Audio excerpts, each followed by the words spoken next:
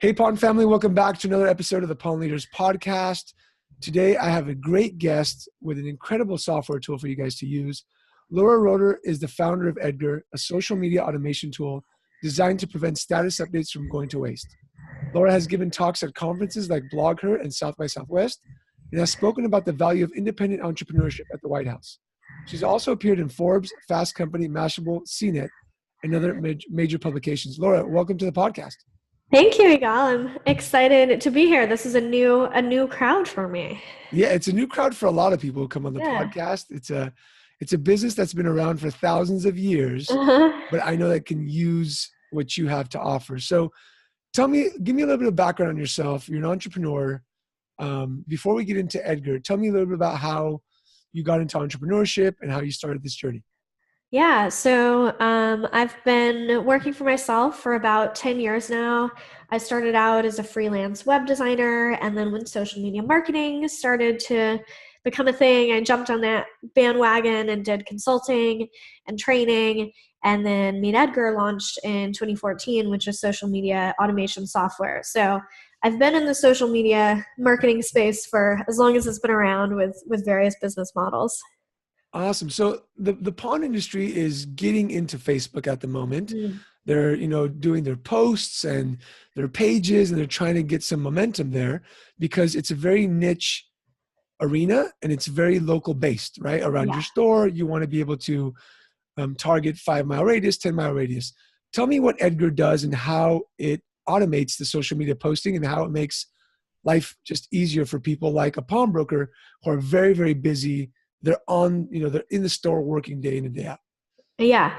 So what's unique about Meet Edgar is our ability to store a library of content and then cycle through that content without you having to do that manually over and over again. So for a pawnbroker, obviously a lot of your content isn't going to be recycled, right? A lot of it's going to be real time. Maybe you're posting new items that are for sale. You already sold it. You don't want to post it again. Yeah. But then there's other types of content that's more general messaging about your business, or maybe you produce content about, how to make sure something's priced fairly. Like, how do you know how to sell things to a pawn shop, and if you're getting a good deal, and how to trust the person you're working with, or like what are some categories of some things you can get a great deal on as a buyer. So that type of content is what we call evergreen content, meaning, it's like the evergreen tree. It's always green. It's always fresh. And that content is so cool for a busy entrepreneur because you write an article once about, maybe you sell a lot of musical equipment, like how to figure out the right price for a piece of musical equipment.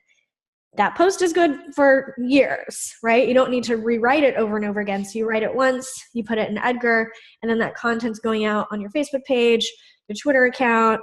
If you're using LinkedIn, I would guess that's a little less common, probably more Facebook and Twitter.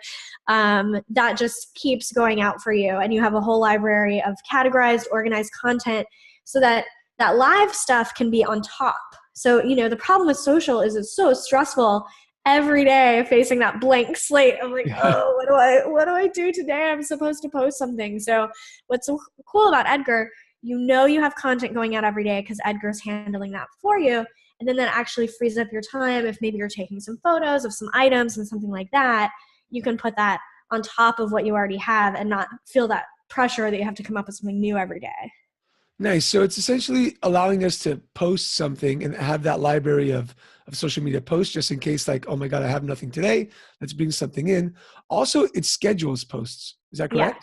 Yeah. So you can come in on Monday, take 20 pictures of different items and schedule them out throughout the week so that you don't have to sit there every single day looking at that blank slate saying, what the heck do I do today?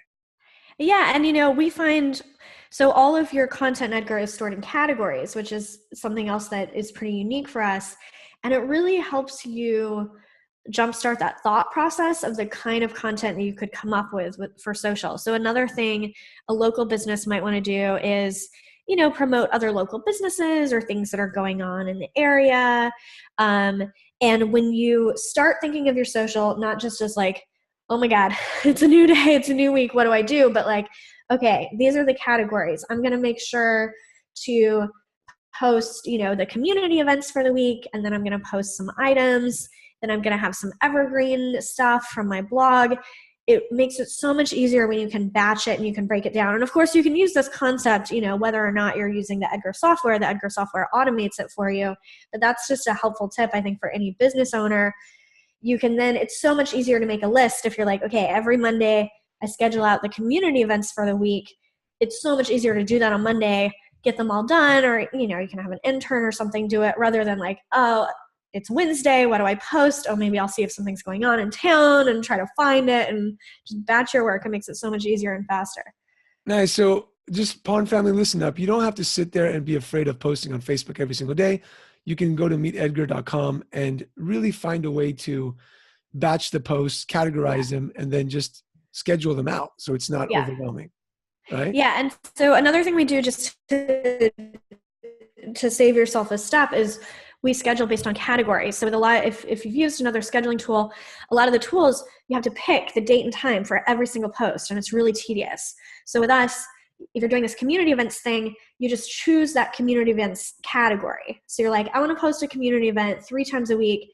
Edgar, like just pull it for me. What's in there? And then it just saves you that time of being like Tuesday at 4:00, like Wednesday at 9:00, just makes your life easier. Nice. And so what have you seen with other companies who've used Edgar, I know the website is meetedgar.com.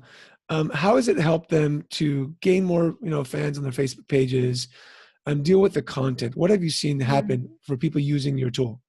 Well, so the biggest thing is that activity begets activity.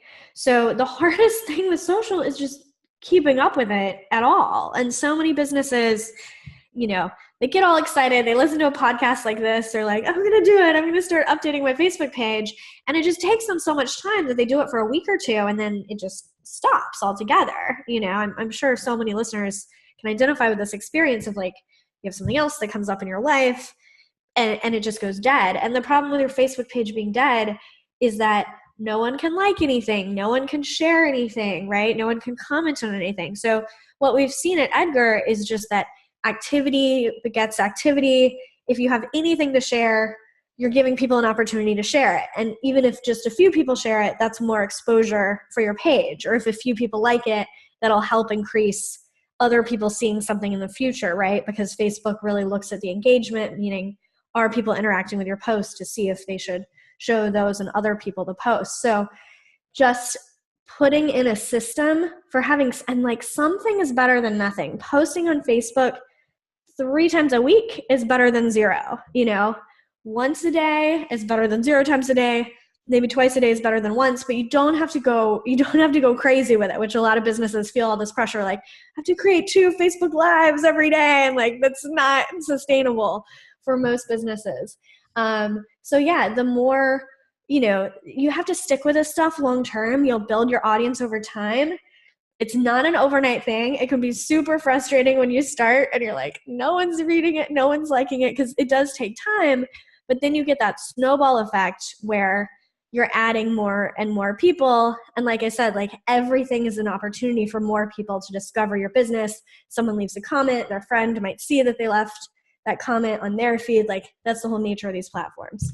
And I think it's a lot more fun when you sit down, let's say Monday from 10 to 11, and you plan everything out. You take your pictures, you write the copy, you put it into Edgar, and it's just scheduled. That's it. It's like once a week and you're done. Yeah.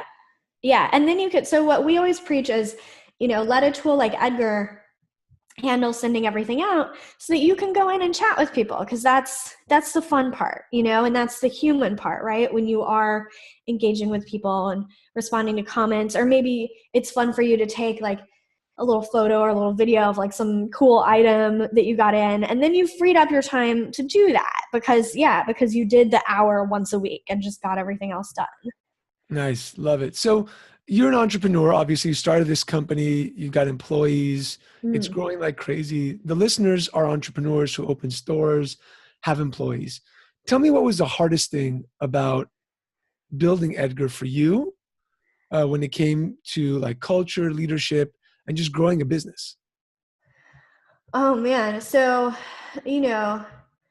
I think something that's been a challenge for us, which I imagine a lot of listeners could share, is determining that pace of growth. So we're a bootstrapped business. I'm sure a lot of listeners, maybe got a bank loan, but you weren't like a Silicon Valley company that, Yeah. someone wrote you a check for $5 Yeah. million, and you just went out and opened 10 locations. Like, it's something you do over time.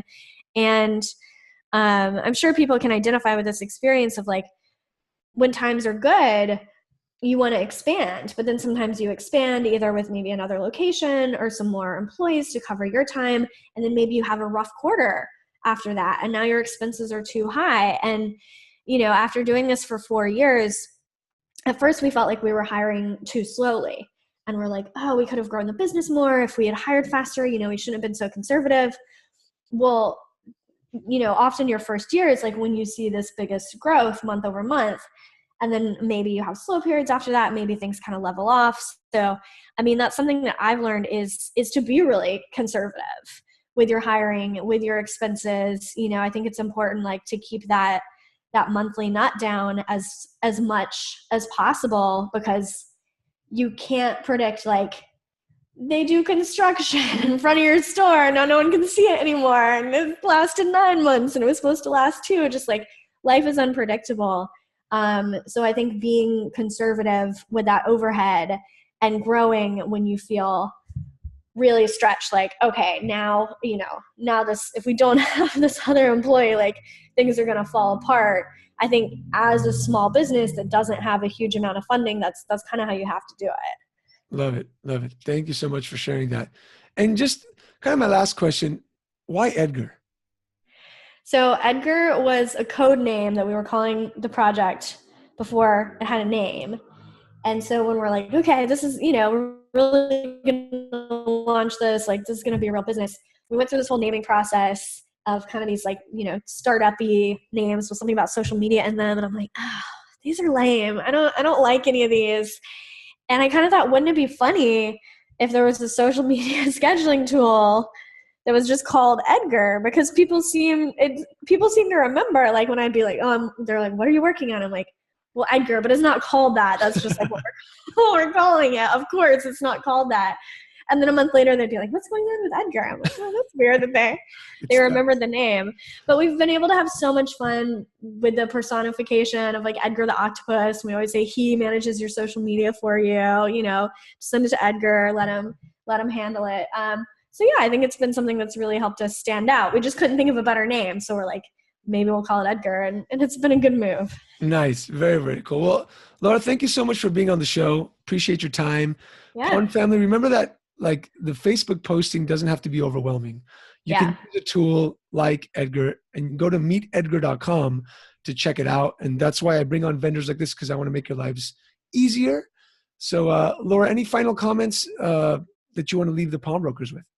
Yeah, I mean, what I love about being in the software business is for a small business who, like I said, is watching your costs. Like there are so many things that software can do that maybe you used to have an employee do. And we get these emails all the time. They're like, I sort of feel guilty celebrating this, but like I had someone who was managing my social media and I don't have to pay them to do it anymore. Nice. You pay your software $50 to take care of the whole thing, And I think if you're someone who, maybe isn't as tech savvy, maybe doesn't come from that background, taking the time to learn these tools, learn what's out there can really save you so much time and money. So, Meet Edgar is definitely one of those.